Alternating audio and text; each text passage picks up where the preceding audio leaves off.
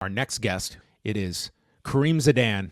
We also want to have you on because we're coming off of both the recent Better Beeve fight that took place in Saudi Arabia this past weekend. PFL was just there for their Battle of the Giants pay-per-view, and WWE is going to make their biannual stop a week from Saturday for Crown Jewel. And this is always a topic that comes up, but it's just becoming more and more prevalent with the rise of Turki Al-Sheikh, who, it's funny, in just searching for him now on Google, everything is attached to just boxing now. Like, that is his core identity, is this guy that is bringing these fights to people. And it's interesting to see the response of various fan bases where, not to paintbrush everyone, but in boxing, it's like this guy is viewed as someone that he's putting the fights together that we would not get otherwise. In MMA, it feels as though it's just accepted. Like, this is another form of income, and they're going to be deeply involved. And in WWE, well, I think a large portion of the fan base kind of just accepts these shows for what they are.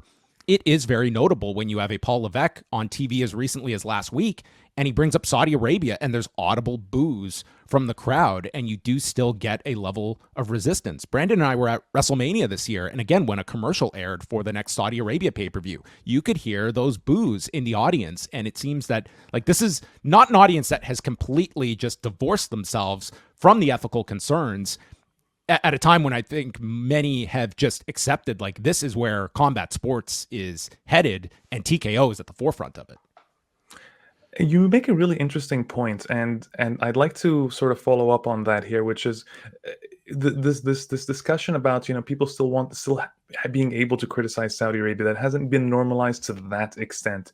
And that's interesting because just a few days ago, actually on Monday, an open letter was published with more than 100 women's athletes, women football players, soccer players, some of the most popular soccer players in the world, signed an open letter condemning Saudi Arabia and its relationship with FIFA. So the primary governing body in the world of soccer. FIFA actually has this partnership with Saudi Arabia where Saudi's Aramco, which is its oil giant, is going to sponsor the upcoming World Cups, including the Women's World Cup. So all these women basically condemned this relationship and criticized it, primarily focusing on issues of women's rights and LGBTQ plus rights. Now, what I noticed was there was one statement that was later released by a Saudi women's rights activist. Her name is Lina Al-Hatloul. Something that really stuck with me. I'm going to paraphrase it here and say, as long as Saudi Arabia refuses to address its underlying issues of, its treatment of women, its treatment of migrant workers, just generally its wide range of human rights abuses, this will always mar its continuous development and its ambitions, no matter how much money they throw at things.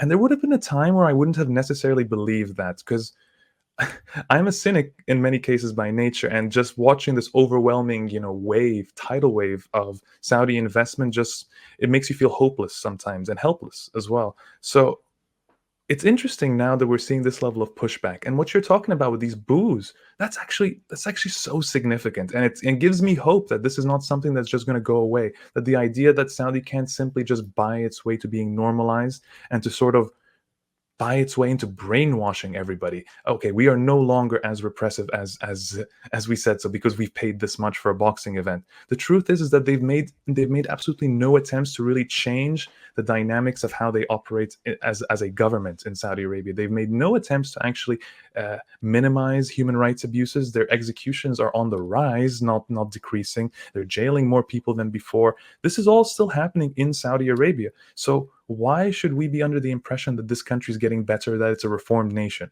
What, because the WWE says so? Since when would I believe them, right? The WWE has gone a long way in normalizing Saudi Arabia to an extent. There was once upon a time where we would never have expected Saudi to have this level of investment. You look back on its early years, 2015, 2016, when they first started this Vision 2030 investment in sports thing, it was minimal. It was where they could fit in and where they were allowed to jump in. Now you've got them about to host, as in December, we're going to find out if they're going to host the 2034 World Cup. That is a huge deal and something we could not have seen coming, say, 10 years ago. A WrestleMania in Saudi Arabia, something I've said here before, is almost inevitable at this point. But the fact that fans are still vocal, in their opposition to Saudi Arabia. The fact that you still have athletes willing to, sign letters condemning Saudi Arabia and demanding that FIFA, end its partnership. This is essential, and this gives me hope for us moving forward. Do you, as we're this many years into the Vision 2030 plan, and for Saudi Arabia's side, do you feel that they have put extraordinary resources into rehabilitating its image and presenting itself on a worldwide platform, combat sports being a key vessel for that message? Has this been effective in changing that perception? And I guess what I'm getting at is there a point where they assess, like, is this the avenue we want to continue to explore, and that it's proving the dividends that we are seeking out? Like, this is not about putting on a pay-per-view that's going to do X amount of buys. Like, there is a larger goal at the what is at the end of the road here for them. And this is a 10-year deal that expires 2027 or 2028. Mm-hmm. Listen, in terms of individual deals, like whether they reassess their deal with the WWE or reassess very specific deals, that will depend on, the WWE used to be Saudi Arabia's biggest boon at the time, right? It was the biggest thing they were able to sign early on. But now, with it about to host the World Cup moving forward, WWE has sort of fallen to the wayside at this point. Even in comparison to boxing, it's not their big showcase anymore, right? It's not even the feature attraction of like a Riyadh season anymore or anything like that, right? So in terms of reassessing individual deals, that's very possible. But in terms of reassessing their commitment to sports, no. I absolutely think this is something that Saudi Arabia has already seen and has reaped benefits from.